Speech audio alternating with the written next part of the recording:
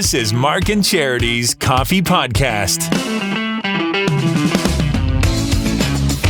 It's Mark and Charity Coffee Podcast, Wednesday, December 7th today. I want snow. You're not getting it. I want snow. You're going to get light flurries on Saturday, I think. I just want this to stop. You want the white depressing. Christmas. You want the Christmas card. We're you want getting the fairy drizzle and tale. rain. We're getting drizzle and rain the first 2 weeks of December, and it's very disheartening. I don't like it. I said that to someone the other day too, and they corrected me, as you do as well. We were actually, it was just last night. We were enjoying the lights. I was out to dinner with a couple of girlfriends, and Campbellford looks very festive. Got the decorations up. The lights are up in a lot of storefronts. It looks very pretty. I bet it does. But there's no snow. And I said that. I'm like, we just need a little snow. She said, just a light dusting. And I really don't care. I just want the white. I'm just tired of the green and the gray and the blah. Just, it doesn't have to be a lot, but One just week something. today, there's a 60% chance of snow showers. So that's 3 degrees, 4 degrees, 3 slush. degrees. Yeah, so a week before Christmas, next Friday, rain and snow. Rain. See, no. I don't want It's a rain. Hallmark movie. See, Tragedy is what it is. We asked this morning if anyone had ever experienced a true miracle, like a legit, A legit for Christmas real Again, Christmas miracle, not the uncle bought you a sweater and it fit. and got the right size this year. Yeah. That is a miracle, but we want a real miracle. Snow would be a real miracle. We got one. Somebody shared one. We'll probably get more today to share tomorrow Do you morning. want to share it now, or do you want to talk about it tomorrow? No, we'll talk about it tomorrow because Okay. it's Yeah, it is. It's one of those, it's you get to creepy. the end, it's like, oh, It's like, oh, Yeah. and that's a little you bit kind creepy. of see where it's going, but you don't either. I didn't. No? No, I just thought it was a nice story. And then at the end, zoink. No way. Get you right in the gut. So if you've had one, share it. Or read it and decide whether yours is as good as that. Because it's a legit It's a legit Christmas miracle. Christmas miracle. Makes you a believer. You read it and you think, you have that moment of, oh, okay. And it reinforces your faith in humanity. In the holidays. Somewhat. Yeah. Okay. Certainly. So that's on social okay. media today. Couple of things from the show this morning. One, I had read the article about the fact that Canadian Christmas trees as an industry is in danger. When you first I started should have done talking it that about way. Yeah. It made me, when you first mentioned it, all I could think of was the popularity of them. People were just getting away from real Christmas trees. But this is almost a shortage. They are just not going to be available. The vast majority of Christmas tree farms as an industry are out in the East Coast, Nova Scotia, New Brunswick. Yeah. I think a listener even zeroed in on that. And that's where I'd read it. So here's what happens. You own, I don't know, like all of these acres. And it's a Christmas tree farm, and it's to job out. I mean, it's a thing. And you're in your 70s. What do? Well, you leave it to your kids. Well, that worked for a few generations. Kids today don't want to do it. Or it's not sustainable. Not sustainable. They can't live off it. They've gone to university and now they want to get into technology. There's not a lot of money in it. So what's happening is it's just going away. So there's these Christmas tree farms that aren't going to be Christmas tree farms. So we're going to get a shortage, and then they pass away and they didn't leave it to anybody. So now there's no succession plan for somebody to look after the farm. And so as a result, the idea of these industrial size Christmas tree farms are kind of going by the wayside. And we heard from people they still buy from There's local still farms ones. locally here, yes. Scutamata Farm up around Flinton. Somebody I had know it there's there. one over in Workworth. Yep. So if you can find them locally, like good on you. Drop $70, $80, I'm all for it because it's great for the local economy. It smells fabulous. It does, and some use them for not fire. You can use them for fires later, but fundraisers, because during this conversation, people were texting in, and you can get trees as well, real Christmas trees, apparently at Station 1 in the county. Their victim firefighters are raising money with Fraser firs and balsam. Okay, so now I have to ask the question, where did they get them? Well, they don't say that. Exactly. So I wonder, will we be able to have them? And I'm not accusing them, but I want to ask that question. If we lose the Christmas tree industry we ship to all will over Boston the do? eastern United States. Yeah, where are they going to get them? Boston gets their tree. The city gets their tree from, as I said to you earlier, Nova Scotia every year as a thank you for the Halifax explosion, for their help. So yeah, if these trees dry up and they're not available there'll anymore. be some. And the point is then, okay, if there are some in the East Coast, it'll be for the people on the East Coast. Just like Scutamata, for local people. We don't ship them all over. We'll have to rely on local, which is not a bad thing. But the whole notion of a Canadian Christmas tree may go by the wayside if it isn't local. Read that on the Weather Network, I believe it was. So it was like, it gives me pause. Because when I saw the article, makes me a little sad. I don't even have a real tree, but my first thought is because it was the Weather Network. Yes, it's global warming. That's what I thought too.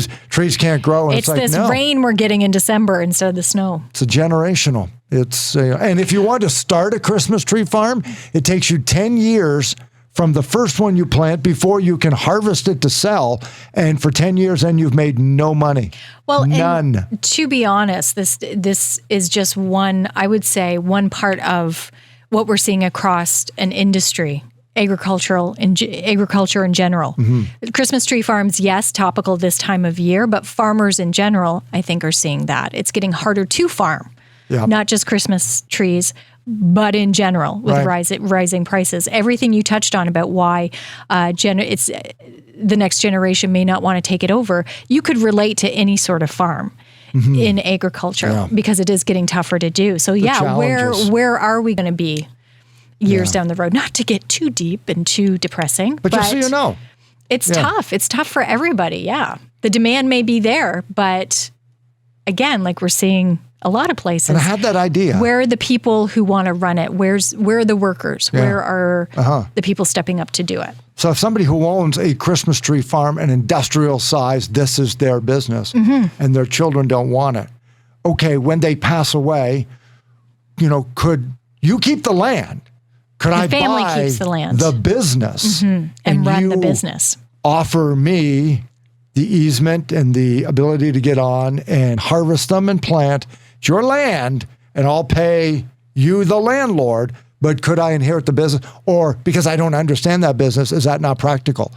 Is the only way you actually make money the fact that you own the land? Am I giving up all my profits to pay the land? Like, it's tough, right? For a Christmas tree farm specifically, I would think, like the only time you're going to be working is maybe this time of year. So you would need something else to go with it. So if you weren't going to buy the entire quote unquote farm or the land associated to it, maybe because this family was working the land during the off season and then selling trees, you do need something to kind of offset it. Yeah. It's tough. Anyway. Something to think about. In theory, I would love a Christmas tree farm. It's romantic, doesn't it? Hallmark has made it very appealing to own a Christmas tree farm. I don't understand why people aren't having Christmas tree farms. Meanwhile, nobody shops at it during the movie, right? There's nobody there. They're just around it. Or you give them away because you feel sorry for the kid. Yeah, it's like, how are you making any kind of money? Then you go home to your $6 million home in the movie that you own by selling Christmas trees on a street corner. No, economics doesn't work with that either. But Kath, just so you know, when we retire, we're moving to Nova Scotia and we're going to own a Christmas tree farm just because I want to help people. So we talked about that this morning. And then came out Time Magazine's Person of the Year. Mr. Zelensky is a winner. Yes. I had forgotten that Elon Musk had won last year. I did too. And he was on the list again this year to go back to back with Twitter and everything else. Couldn't have won back to back because I was hoping Zelensky would win. I really did think Musk would win again. Yeah, you're right. I did. Because he's made some headlines this year because that's what it's based on. Not necessarily it's not popularity good. It's not popularity, but it's supposed to be a representative of the influence of a person has had in the news over the course of the year. So, and not just in America, but worldwide. The influence they've had 1939, everywhere. It was Adolf Hitler. Yeah. So it's not an honor. It's who created the biggest buzz in the news that year. And according to Time, it is Zelensky. They say he's become a symbol of defiance and democracy while he continues to lead the nation through Russia's unprovoked attacks on Ukraine. A bit of a hero. They even call him a hero by many. Even when, I can't remember the famous line as I should back in the spring when he said it, when they were moving everybody out. He said, I don't need a ride, I need a gun. Was that what he said? Something like that. It was like, we got to get you out of the country. And he said, I don't need a ride. Yeah. I need a gun. I'm here to fight. And it's like, wow, who wouldn't want to go through a wall with that guy? So when he took office, or not when he took office, when the war broke out in March, he's only been president for 3 years. Yeah. When that war broke out. And I believe the quote was, I have learned more wisdom I never wanted in the last year. That was the quote from Time. He has, because who thinks? You wouldn't think that it would ever happen. That you'd be a wartime president. Exactly. Yeah. And he said, I have gained more wisdom I never wanted in the last year through this war. But it's incredible. Defiance and democracy. So good for him. And I'm trying to think the last time when they named the 10, the U.S. president wasn't one of them. Invariably, they would win every other year. Whoever's president would be every other year. Was Obama? I think it was twice. Was he? Over his 8 years. That up. Yeah, I think he was in 09. Because he's the only president that really comes to mind that would be. Yeah. I know there's been others, but to me, yes, Pretty that sure would Trump make sense. was the year he was elected. I think you're right, too. No, I think he was. Again, not an honor. Whatever you think one way or the other. Yeah. And you know what I do like, though? And this is probably, the woke side of me, as people would say, is I like the fact that the Time... It was called Man of the Year, and then it became People of the Year because clearly. And then they started introducing the groups. And I thought, isn't that interesting? Because the group of the year this year is the women of Iran. And of course, they have virtually no human rights. Heroes of the year. Heroes of the year. That's what it is. Thank you. Heroes of the year. Because groups have been named Person of the Year as well.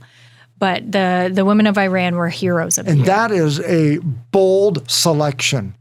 Again, you want to talk about defiance and democracy and thumbing it to a regime that has zero regard for human rights. That's what makes them heroes. And to hold up those heroes and say, we know what you're doing to these women from jailing and executions. Yeah. We salute them. You aren't going to win. And whatever it does, maybe it's a small gesture, a nickel in a well, right? But to come out and say it, nice work, Time Magazine. Exactly. It shines a light on it. Yep. It might not be the light it needs, but it's something. It's bringing it to the forefront again. It's keeping it. Pushing it in the right direction. At the forefront for many. So, that's incredible. Some other Blackpink. Entertainer of the Year. You want to talk about also making waves. And Aaron Judge, Athlete of the Year. Athlete of the Year. Do you agree with that? I was curious when that came out. I'm like, I wonder how Mark feels about that. I think so, because his pursuit of Roger Maris's 61 home run record captured the summer. And here's what the beauty of baseball is that baseball operates in a sports vacuum. Hockey, football, and basketball are all on right now, and they're all vying for your attention as a sports fan. In June, it's baseball. Hockey's over, basketball's over, football's not even into training camp yet. It's true. So if one player can capture your imagination above all else in baseball, that's all anybody talks about. Take a look at Cal Ripken when he was doing his race for consecutive games played. And then when he culminates with actually getting to 62 home runs. And what did he do? Did he hit the 61st or the 61st in Toronto, which is great here to have done it. Remember the young boy who got the ball because he was wearing it, the guy who gave him the ball? So much goodwill surrounded Aaron Judge throughout the year. He felt charmed, and then he actually got the record. What a lunchbag letdown if he'd have stopped at 60. It's crap. But no, he got to 62. Yeah, I'm all for that because it wasn't There's nobody else this year. No other athlete. No, not really. Not with Serena retiring. I would do that. But I don't know that the retirement is the same thing as an accomplishment. You don't think the golf? No, I don't think. I mean, that's a newsmaker, but it's not an accomplishment. To me, an athlete of the year has to accomplish something. That's, to me, is different. If you say what athlete dominated the most headlines, well, it still might be Aaron Judge. It's not necessarily an accomplishment. As with the Person of the Year, it's someone who has made headlines, someone who's affected. Yeah. news. I would actually so pick to the speak. Live Golf over Serena Williams. I think her career is remarkable, without doubt. Yeah. But the retirement was an isolated incident. Had she come back at her age and won 4 tournaments, holy smokes. You know, she made it to the second round of the she US might. Open. Yeah. She might come I know. back. You never know. Yeah, She may get exactly. bored at home. I was just curious. She deserves all the accolades thrown at absolutely. her, for sure. But as far as a singular accomplishment, Aaron Judge accomplished and passed a record people thought was unbeatable. I mean, yes, Barry Bonds did it with a little help from his friends, zoink in the arm. But to just flat out go out and to do it with the pressure of being a Yankee and passing a Yankee record, which is something most other athletes don't have to put up with, you know, if you didn't have to follow Wayne Gretzky, for example. But no, I think I agree with that one. Okay. What about you? What would you have said? No. I don't know the athlete of the year, because when I saw that, I thought, okay, nothing stood out to me. It wasn't until I stopped and thought, well, Serena retired. Okay, yeah. And then there was the Liv. I guess Liv would probably be the closest thing to it. Again, I don't look at it as accomplishment so much as a group in this case that really shook, we'll say, the golf. It shook sports. Yeah. Because all of a Okay, sudden yeah. people were like, whoa, what's going on here? And not that controversy needs to win, but it created controversy and it split and it changed. It's changing In a sport that never changed. in a sport that never changes. They hates hang on change. to it as Oh, yeah. hard as they can to avoid change. Now, whoa, all these names are moving. You're not going to have them playing. You've said they can't now play in these tournaments. So now what do you do? And you've really divided, again, a sport that is very deep in tradition and very straightforward and doesn't change. Now they're The changing. monopoly of the PGA Tour. Exactly. do And you where's think it about- going to go? Now, the Canadian, the Lyle Conacher, is going to come out in a couple of weeks. And I have in my head that I believe that it should be Felix Auger-Aliassime, tennis player, who from Labor Day on was lights out, won everything, and led us to our very first Davis Cup championship. Canada is the #1 tennis country in the world now because of him. So I think he'll win. You know, you might want to take a look at a guy like Austin Matthews, except he's American. He plays on a Canadian team, but he's American. So the fact that he won the MVP for the NHL doesn't make him a qualifier. And I don't think you pick the Leafs as a team now, would you?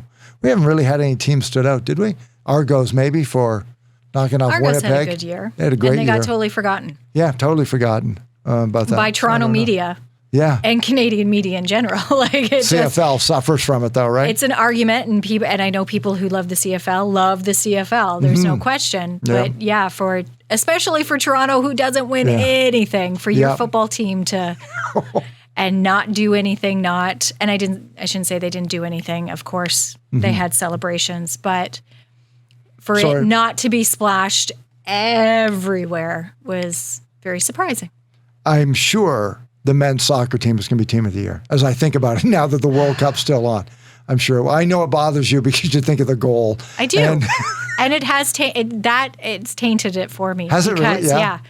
Because one comment, and again, I'm the first to admit stupid things come out of my mouth all the time, but that to me was so blatant, and it really struck a nerve. Maybe because I am female, I don't know. I think it in sports in general. I think he really dropped the ball. James Duthie really dropped the ball by literally by making that comment. And as a result, that taints how you look at the men's soccer team now. I can appreciate Because of again. the- I because can it was done appreciate there. what they Right, did, but I right. will never believe if they were to get that award. They don't deserve it. Okay, because I think they will. I don't know any other. It's great that they made the World Cup. It's Yeah. great that they had a goal. But That's- that comment tainted the whole thing for Well, you. Yeah. Yeah, it did, because it's like they won one game. They didn't win any games. They scored 2 goals. I thought they won the first game. Did no, they not didn't win even the win a first game. one? No, they never even won a game. They lost to Belgium. They never even won a game. Their in the first World round Cup. robin game. They didn't win. I thought No, they won. they lost to Belgium. Well, and there then you they go. scored, See? and that's what set up. That's what irritated And they me lost so that much. game. Oh, yeah. And then they lost the third game. And they lost so the third game. Yes, Yeah. it's great. We were there, Yeah. but we're not there. We're not at the top yet. So celebrate it. Great. Yep. It's an accomplishment, but there's still work to be done, clearly. Yeah. And I know this is a sore spot for you, but okay, the juniors say. No, I was just or about one to of say. the hockey teams. I was just about to say. Canadian men's Olympic hockey team. Let's do that. Okay. Round robin. They lose all the games, but they were there. So let's give them props for that. Yeah. Would we be happy with that? We wouldn't be happy Wouldn't with be that. happy at all. When they No. make the semifinals, We when they would- make the finals and they lose, we're not happy about We it. would joke about it if a Yeah. team that never won a game in their sport in that tournament. Now, they had to win to get into it. Yes. So, but I know exactly what you mean. That's the best. That seems We like get such a upset Canadian thing. when they lose in the final game. Yeah. Yeah. It's not like some people, it's like, well, we're not celebrating that. Next year, we got to come back and do this. Well, acknowledge, yes, you guys did well. You and I are kindred spirits, though, because I'm going to admit something now I wasn't going to admit. Okay, go. And that is, I see promos now for the World Juniors, and after everything Hockey Canada is going through, screw it, I don't care. I'm not even going to watch. I Nope. don't even care. And again, it's not the players' fault because they weren't doesn't there surprise me at all. 4 years ago. I know you're not going to watch it. But I'm tainted by Yep. all of the cover up and the way they build them up into these heroes, and it just turns into a grease fire down the road. And sorry, and I think, we've set them up and we just don't seem to, I don't know, I hate the culture. And now it's like, oh, it's the greatest part of Christmas. No, it isn't. And it ain't going to be for me. I've never thought it was the greatest part of Christmas. If that's the way they promote it. It's like, But- oh yeah, it has to be. And I think that's ridiculous. That feeds into it and when adds to the PK whole was here issue. and Sean Matthias, when the Belleville Bulls were here, absolutely. We lived and died with that team because they were part of our city. Mm-hmm. They were part of our hockey team. And maybe distance has dulled it a little bit for me, but that controversy too says, before I want to stand up and say the organization that puts these kids on a pedestal, before you get your act together, I don't think I'm going to give you my time. But it's not the organization. I shouldn't say it's not. It's not just the organization, because you just pointed it out right there. How a community rallies with their team. Everybody does it. Yep. The culture needs to change way before it gets to Hockey Canada or that level. Yeah. And it starts way younger. And it's unfortunate. We saw it with the kid in Boston too, who was made to feel that he was above everything. Because he was in a school, hockey player. because he was a hockey player. So I naively would like to think Hockey Canada is getting its shit together, and I really hope they do. Yeah. But it's not just them. It starts way before that. No, you're right. Way You're right. before that. In your arenas, you see it far more than Absolutely, anybody. I do. Or as much because you're Absolutely. right there. It starts, and it's unfortunate, and it makes me sick, and I get very angry because it starts right when they get on the ice. Yeah. It really does. Yeah. It really, really does At with that some age. kids. Yeah. Yep. So, anyway, so that's what's going on. What a Woo! great discussion. What's going to happen tomorrow? Because there's this whole joke, I'm not coming in tomorrow or Friday because Yeah, Mark's off for the rest of at the the week. time of recording, 2 hours from now, I'm going to be in a dental chair getting a root canal. Yeah. Which is always the big joke on the Three Stooges, that it was with a big drill without Novocaine and the legs are, Mm-hmm. and everyone's like, oh, you think, with today's modern medicine, Okay, you say that. We'll see. whatever. We'll see. I'm not the least No news bit is good worried. news. If I don't hear from you, fine. I'll expect you tomorrow morning. Root canal? But Same procedure for me, getting a haircut. okay, we'll see. I will not be surprised when my phone dings at 8 saying, yeah, I'm not in tomorrow. And it Like, says, okay. hi, Charity, this is Kathy on Mark's phone. Exactly. He won't be in tomorrow. Okay. Because he's sleeping. I've had to sedate him. I'm tired of listening to him. He is out now for the next 24 hours. He's out and He'll see you Monday. it's like Okay. that old joke about the way you're in your sleeping positions will dictate whether you're headed toward divorce. And I said the number one is leaning over top of one with a pillow over their face. When that's your sleeping position, when that's your go-to sleeping position, can divorce really be far down the road? That's not good. You have a great day. I'm going to have a fabulous day. I am looking forward to it. Have a great root canal. I'll see you Monday. Collaborations for Throwback Thursday. Get your votes in. Team Mark is Nat and Natalie Cole collaborating on the Christmas song, thanks to technology and a little bit of magic. And you also had generational magic with your song, I did. David Bowie and Bing Crosby's Yeah. Little Drummer Boy. which is well out in front right now. Peace on Earth. It is. It is way out in front. I can't even lie. But a part of me feels that a bit of it's karma. Yeah, because I picked a song that You picked my favorite song, my Right. favorite holiday song. and flung it in your face. And said, fine, I'll use this one. And look what happened. Yeah. Look what happened. Well, you won't be here tomorrow. Not so sure your heart's not we'll going to go three sizes now.